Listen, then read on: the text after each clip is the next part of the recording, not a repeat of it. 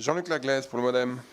Merci Monsieur le Président. Merci Monsieur Munch pour vos propos qui démontrent à quel point l'ONF, l'Office national des forêts, est un acteur majeur de la filière forêt-bois, en métropole comme dans les Outre-mer. En gérant près de 11 millions d'hectares de forêts publiques appartenant à l'État et aux collectivités territoriales, l'ONF est au cœur de la transition écologique et du développement durable.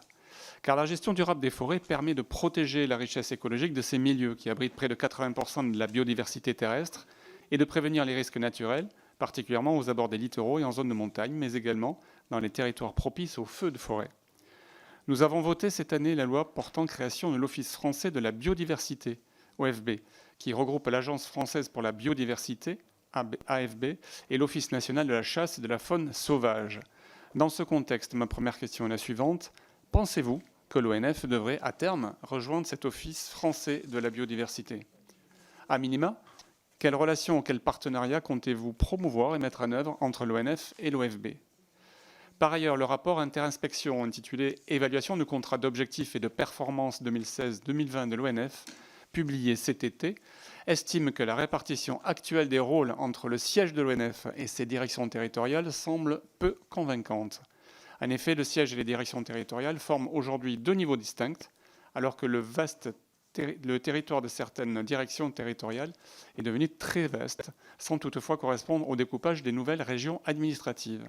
Je prends l'exemple de la direction territoriale Midi-Méditerranée, qui est compétente sur les régions Occitanie, qui est l'une des plus grandes de France, et Provence-Alpes-Côte d'Azur, qui n'est pas la plus petite. Les services des directions territoriales ne sont ainsi que très partiellement regroupés dans les sites sièges et peuvent apparaître peu accessibles aux services opérationnels et distants des enjeux de terrain. Dans ce contexte, quelle réforme territoriale de l'ONF envisagez-vous pour remédier à ces enjeux? Merci. Pardon, merci Dominique Potier. Sur la structure territoriale, les directions territoriales ont été récemment adaptées aux évolutions de l'organisation territoriale de l'État et de la loi NOTRe. Il y a certainement une analyse à faire. Je suis extrêmement prudent avant de postuler qu'il faudrait modifier l'organisation territoriale de l'ONF. Pourquoi? Parce que c'est tout simplement la vie quotidienne des agents et l'action quotidienne.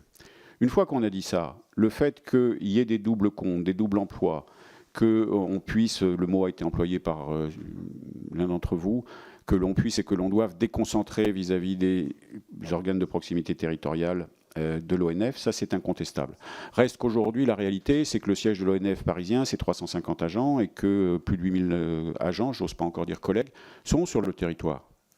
Donc cette déconcentration, elle est déjà réelle.